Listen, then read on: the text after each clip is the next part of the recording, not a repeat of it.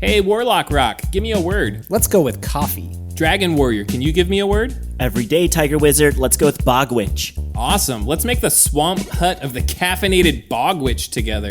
What's gonna happen in this swamp? Well, obviously, trouble is brewing a latte. Do you love game design and seeing the guts of how RPG adventures are made? Listen to the Epic Levels Mad Dungeon podcast, where guests from the world of role-playing games join us to create original and super fun content for your table. This is the Vintage RPG Podcast, your source for the best in classic and contemporary RPGs. With your hosts, Hambone and Stu. Welcome to the Vintage RPG Podcast, coming at you again from the clubhouse hidden somewhere in the swamps of New Jersey. I'm John Hambone McGuire, and with me, as always, is the founder and publisher of Unwinnable. The last time he took an expedition, it was to the Meadows, and I said, Stu, I hope you wore your mosquito repellent. Stu Horvath. Man, the mosquitoes have gotten worse around here, I think. They really have, especially like where you go walking sometimes. Like I see where you take the family walking, and I'm like, oh man, like that's where kids used to go and drink in high school. All the bad kids. I wasn't one of the bad kids. I was a good boy, but I was a bad boy because I was playing rock and roll music real loud. But I was a good boy because I wasn't going sneaking off to the Meadows to drink like Zima. They don't do that anymore. Yeah, because everyone like gets weed gummies and just like hangs out at their houses. Like it's not a big deal. It's like parents are walking into the basement, which is no longer finished with wood, by the way, which is a travesty in its own right. But I digress. Yeah. It's like, are you stoned, or is that just like your like ADHD medication or like your medication for depression? Like I can't tell anymore. But you know what? You're not making noise. So cool. I don't know. Yeah. It was really sad like 20 years ago when I first started kind of going back down there and like finding zero evidence of any kind of like teenager hijinks. Like I remember when I went down there in high school, there'd be like a pentagram spray painted on something and beer bottles and shotgun shells and like whatever, like all sorts of crazy stuff. Now it's just, like the occasional fast food container. Oh yeah. I mean, there were several different spots though, because you had like the cemetery with the Joey Ramone grave. Well, I mean, which obviously wasn't there back then, but yeah, you'd have like the metalheads over in the graveyard. You'd have like the jocks and the popular kids, and then, people messing around with guns during the daytime or maybe at the nighttime. I mean, listen, if anyone's familiar with the Meadows in New Jersey, it's part of the Meadowlands. I'm not saying that there's definitely bodies buried there, but, it'd be a good place to hide them. But, that's where like all the popular kids would be drinking. And then in another cemetery across town, that's where the goths would hang out with the cheese graters and like play Vampire the Masquerade. Mm-hmm. So, 3 different atmospheres, all great in their own way, I guess. Important to note for folks not around here, the Meadows and or Meadowlands aren't meadows at all. It's tall grass swamp. So like basically when we say we're hanging out in the Meadows, it's hanging out on the railroad tracks, the disused railroad tracks that run along the estuary swamp of the Hackensack River. No actual meadow involved. Yeah, no, it's not idyllic in any way. It's definitely funny though, because I remember like, oh God, when The Sopranos came out, I was dating a woman and she was like, wow, do you think they could like bury bodies around here and get away with it? I'm like, have you ever been to the Meadows? Like, we're not going there because I'm an adult. But also like, yeah, like, you see people like disappearing in swamps all the time. Like we say we're from the swamps of New Jersey. We literally have swampland both uptown and downtown. So it's true. I'm not saying that there are bodies buried there, but allegedly, if you did need to dump a body, there are a couple places. Yeah. I mean, there's a river on the other side that's pretty good for it, too. I mean, just because bodies turn up there all the time does not necessarily imply murder. People die in all sorts of ways. Yeah. Allegedly. Get pulled down a storm drain in a bad rain. We have apocalyptic storms now.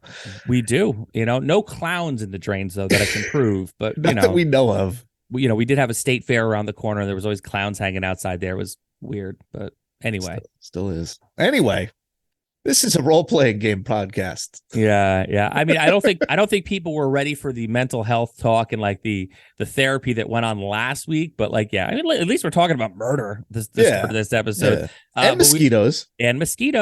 Which if they're giant mosquitoes, they theoretically, which they are, it's pretty gross looking. D&D monsters. low AC, low hit points, but still troublesome in their own way. What is a sturge but an oversized mosquito? Thank you. That is all I'm saying. But again, I digress. Today we're going to talk about Expedition to the Barrier Peaks. We are. So I'm working on this project about dungeons, and in the course of writing it, I'm sort of like summarizing and commenting on a bunch of the classic Gary Gygax Dungeons and Dragons modules, because the concept of the dungeon really, I think, comes primarily of the fantasy game dungeon, comes primarily out of Gygax and the early adventure modules in the late 70s.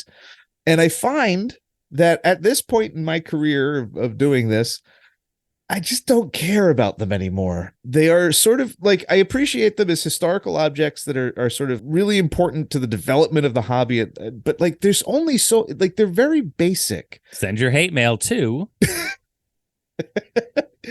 It's a familiarity breeds contempt kind of thing. They're really basic. They're by the numbers. They are outclassed in terms of like oddness or interesting features, like Dark Tower or Caverns of Thracia by Janelle Jacquez. They're just more interesting, and I'm also just less familiar with them. So they're easier to sort of for me to interface with, and I think that's true of a lot of the classics of the late 70s TSR. I will say, though, that when I got to the point where I needed to write about Expedition to Barrier Peaks, I found myself excited, because there's something exciting about Expedition to Barrier Peaks. It isn't by the numbers. It does not adhere to like the basic concepts of dungeons. It's extremely different, especially for Gary Gygax. I think, I'm going to say this right at the front of the episode, I think that this is Gary Gygax's finest work. Whoa. Gauntlet thrown down. Really? Yes, I absolutely think that, partly just because it's so different. So much of Gygax's time at TSR was wanting to be taken seriously so badly. You could read it in like the forwards to stuff, and he shows up in the alarms and excursions and the magazines, and there's like a stuffiness right down to his style of writing, which just sort of is just very much, and I understand, again, he's very much a guy who's at the forefront of the hobby, and he wants the hobby to succeed on a financial level. He wants an industry that at least he can reap profits from to go forth. And in doing that, you have to treat your art seriously. I get that. But there's also like, I don't know, Expedition to Barrier Peaks is silly. Easily the silliest thing he ever wrote. With the exception of White Plume Mountain, it's probably the silliest thing that was on shelves with a TSR logo for a number of years. And I think that silliness matches up much more closely to the essential experience of playing Dungeons and Dragons than the self-serious sort of avatar of the entire industry that Gygax sort of portrayed himself as a lot of the time. Expedition to Barrier Peaks is weird and silly, and it breeds hijinks. Oh, we could talk about that. Let me tell you what the thing is first, before we get into the highfalutin philosophical stuff. It was first written in 1976. It's an old module, finally published publicly in 1980. It came out in 76 for the Origins 2 convention. Basically, he whipped the thing together as he wanted to introduce science fiction elements into D&D, partly to hype Metamorphosis Alpha, which was supposed to come out and debut in Origins. It wasn't quite ready yet. So it wound up coming out that fall or December. So as a sort of like stopgap, Gygax put together this convention scenario called Expedition to Barrier Peaks. The idea is you're a party of people who are set to investigate a strange uptick of monster encounters in the mountains. You go into a very strange dungeon. Turns out that dungeon is a crashed spaceship of the sort that Metamorphosis Alpha is, a really big seed ship that has like a menagerie in it of alien creatures that have escaped. That is the monsters that you are fighting. It's a brilliant setup. I don't think that the twist works anytime after, maybe, it works at the convention, right? Like where you'd have no idea what you're playing. But, since then, the legend grows about it. And the cover of the module has a guy who looks basically like a D&D warrior, Errol Otis cover, Of course. So good. firing, a laser gun. So like, something's up just by looking at the cover. But it's great. And one of the things that I really, really love about Barrier Peaks is that like it doesn't care about any kind of established lore of D&D. That's doubly refreshing now, where everything is seems so locked into like an official line, like that mind flayers have to be like this. In this, mind flayers are aliens. A lot of classic monsters are recontextualized as aliens, like that were never part of Greyhawk's sort of natural ecology.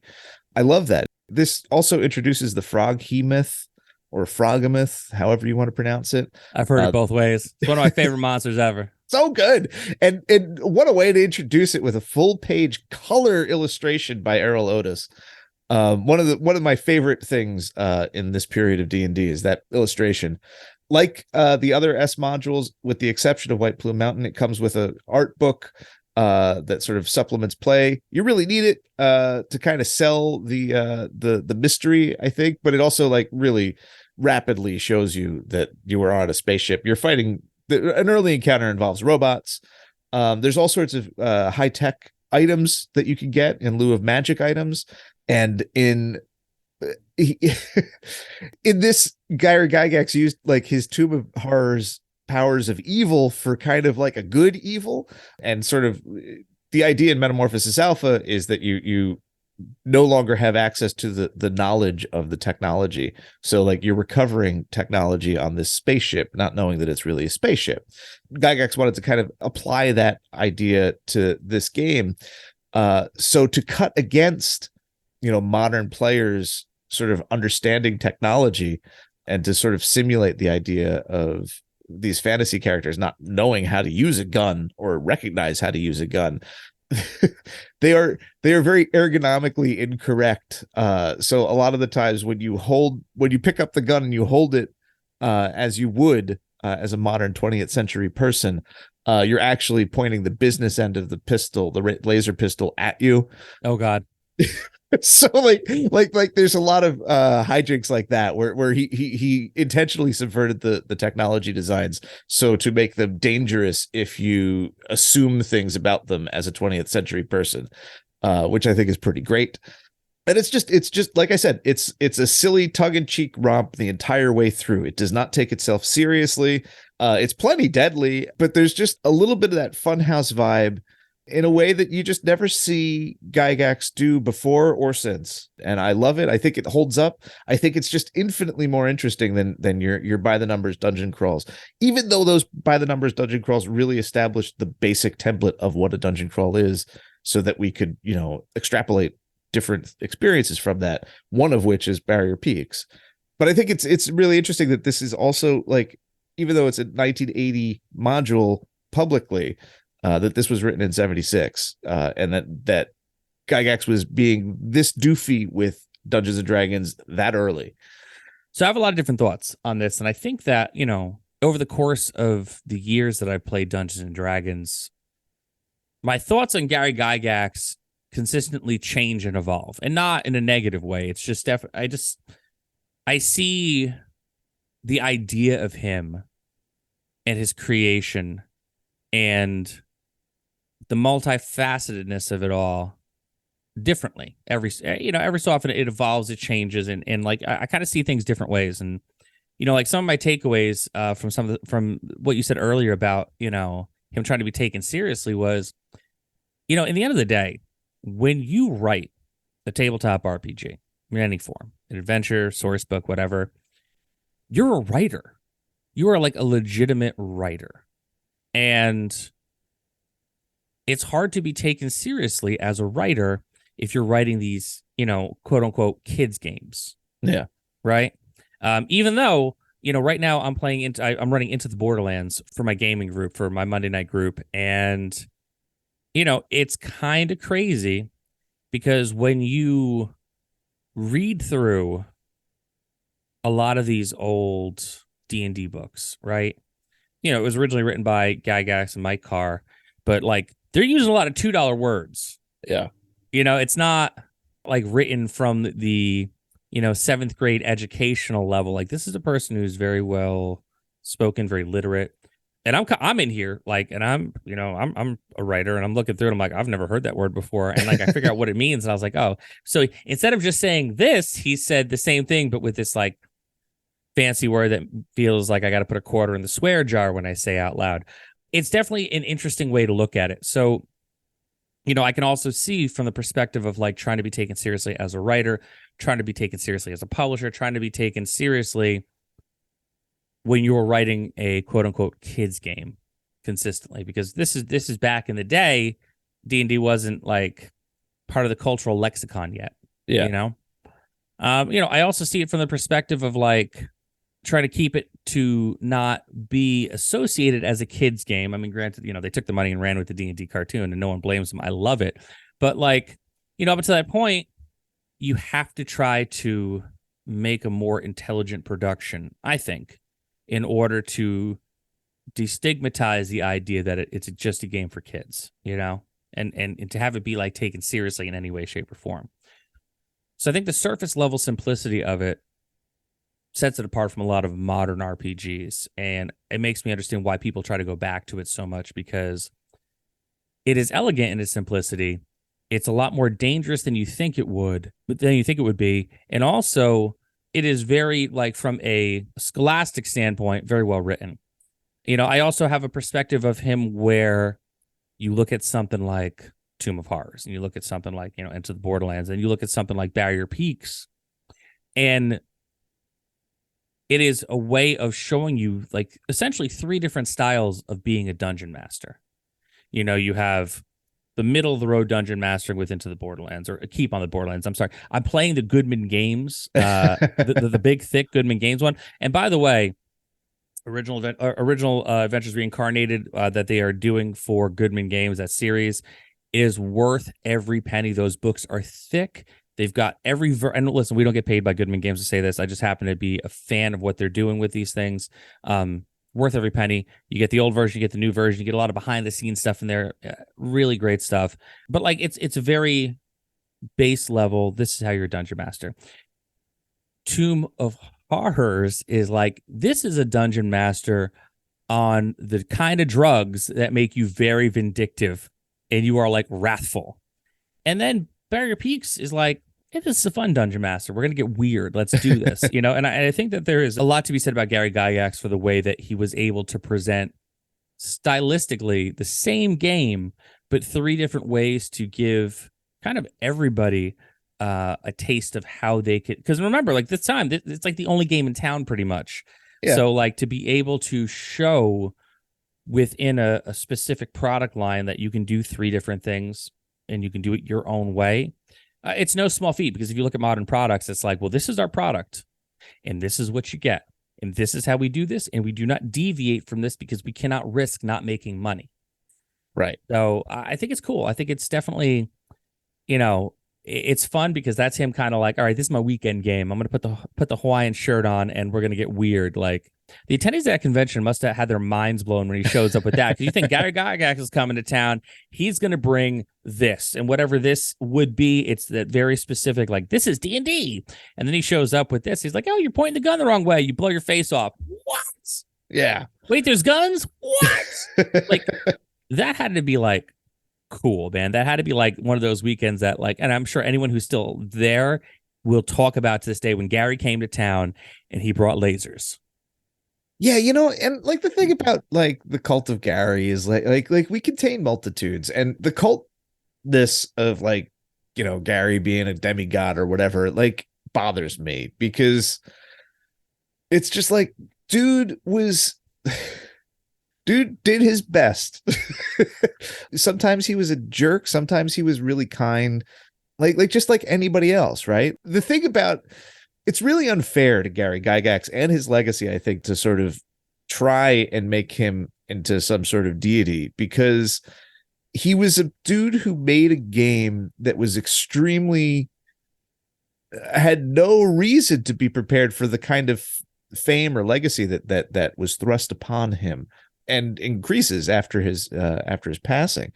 Like, we can all sort of like nowadays with social media, we're so much more prepped for it. Like it was a messy process. So like it's really hard to kind of apply the modern lens to the work of Gary Gygax and make sense of it, because like as you said, like he's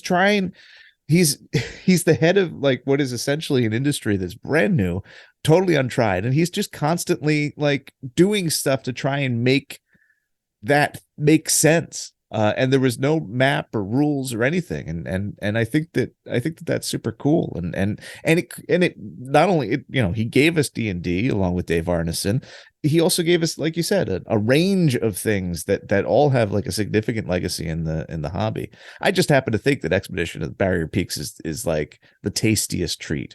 Oh yeah, I mean, for what Gary Gygax did for this hobby, he essentially invented the electric guitar, right? Right. As far as cultural impact on the gaming hobby as a whole, he essentially invented the electric guitar. And when he is talked about, he is revered as if he was one of the Beatles, and as he should be. But the flip side of that is, like, I know plenty of people that I've met in my travels that met Gary Gygax who were like, yeah, you just show up and he just invite you to sit at the table and play. Doesn't give a shit. Yeah. Like, oh, you want to play D&D with me? All right, well, this is a blues riff and B. Watch me for the changes. Try to keep up, kid. Like, no problem. And like, it's a legacy that I think is something that I definitely felt when I went to GaryCon, where you have a lot of like legendary creators just like dicking around. It's like, oh, you want to play Dungeons and Dragons? Like, I was so mad. I mean, yes, I had to promote my own game, but had I known at the same time, like, Errol Otis was sitting 2 tables away running like first edition D&D, I would have just gotten a fake mustache and like some sunglasses and just pretended I didn't show up for my own game, because like I would have wanted to play D&D with Errol Otis. And like, that's the kind of thing that, like, that we talk about, and we've talked about throughout all the seasons of this show, is that, unlike most hobbies and like most things that you get into, all these creators are super accessible, and they're happy to talk to you. Like, as much as we believe that they're rock stars, they are guys who are just like, yeah, man, we had a fun time. We like wrote this adventure. I painted this picture, and I'm glad that it makes you happy because I had fun doing it. And so, like, I know that if, it's hard, I think, to speak for people who like you've never met and who are like, long dead, but I have it on good authority from many people that I know that if Gary Gygax was still a part of this realm, and you ran into him at a convention, you could roll dice with Gygax and it would be chill. I mean, he will kill you right away. Like I'm sure you won't last long in that game, but you'd at least get your time at bat, as it were. So I think it's cool, man. Now that I'm in this Goodman book, redoing this D&D adventure, I'm definitely, Barrier Peaks is on the menu. I think that's, if we're not doing Isle of Dread next, we're doing Barrier Peaks next. So I'm excited about it. I'm very excited to get this game to the table. Yeah, man, Barrier Peaks is great. It's a chunky adventure, but well worth it. And I think that I think you're right. I think that it's a small industry. I think that we have a habit of forgetting that. Just that it's a small industry that services a niche. It services a niche that seems bigger because we make cool stuff, right? Like everybody who plays these games gets an idea in their head and then makes something cool with it. And because there's great artists and great designers, like it all comes together and it just looks good. Like all these crappy old D&D books, they punched well above their weight in the way that they were presented, like, and presentation's half the battle, right? So like, yeah. S3 has, the main, it's thick. It's probably bigger than anything else that was on the market. And 1980 is a little later, but still, to have full color prints, like art on the inside, to have a dedicated art book. Are you kidding me? Yeah. The production value is so high. And that's something that is definitely, people learn that lesson very early on in the space. We have all these collector's edition books and like zines with foil on them that are like, machine cut. Like all this stuff, like it's really in a lot of the ways the most decadent of hobbies. But again, it's small, and all of that production value really creates this sort of like accidental lie that it's a much bigger, much more money generating thing. And it isn't. It's small, and the smallness keeps things humble. I think in aggregate, you could run into anybody who plays these games and play a game, and it'll be fine. It'll be fun, and it'll adhere to a certain level of just, chill silliness that every table I've ever played at winds up at, even the Call of Cthulhu ones. And in that silliness is why I think that Expedition to the Barrier Peaks is sort of Gygax's greatest work, because I think that he let his true player come out a little bit. We're not dealing so much with the professional Gary Gygax, the legendary Gary Gygax. You're dealing with the guy who ran a whole lot of games and knew how to play a table of players into having as good a time with this game that he architected. This is his sly bit of masterpiece. All right, so this is another amazing episode of the Vintage RPG Podcast. Stu, where can people find you on the internets? Oh, they could find me on Instagram, I guess. Boy, that thing is terrible. But at Vintage RPG is the handle. I'm pretty sure I've definitely posted Expedition to the Barrier Peaks on there before. When you see it, in your feed, make sure to like and maybe do the subscribe, so when you know that I post, so you can see it. The algorithm and the engagement on Instagram is not very good, and it is a little disheartening, I have to say. God, the true villain of social media, the algorithm.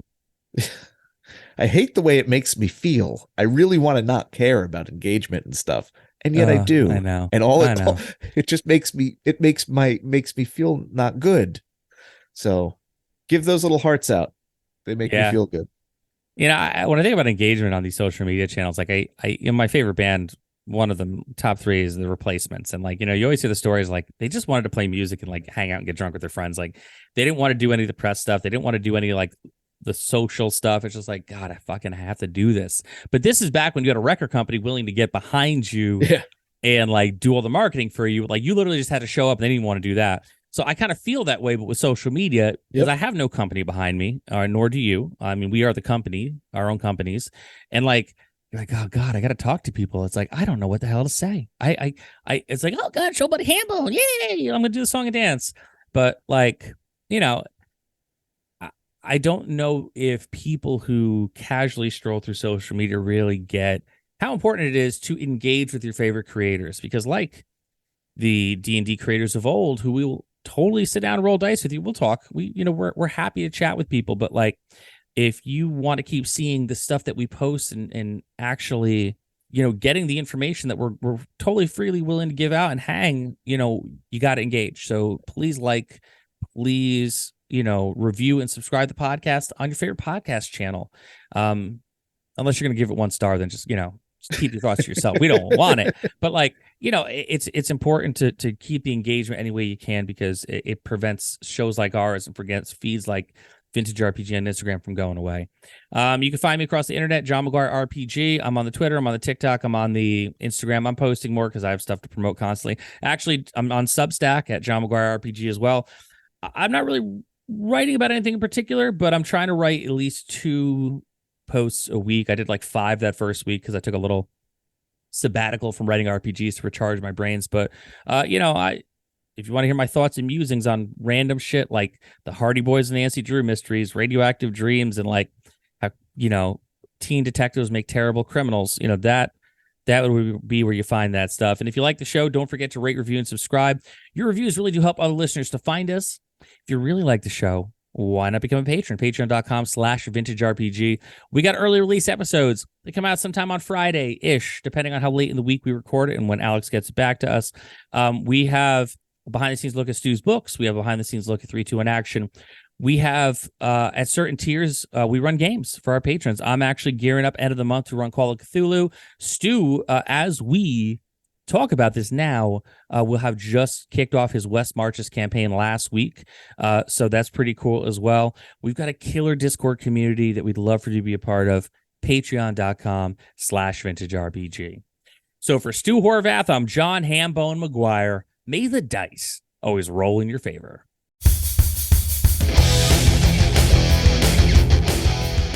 Thanks for listening. Don't forget to like, review, and subscribe to the podcast. Every review helps other listeners to find us.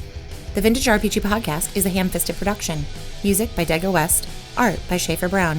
If you like the podcast, you should also consider becoming a patron at patreon.com.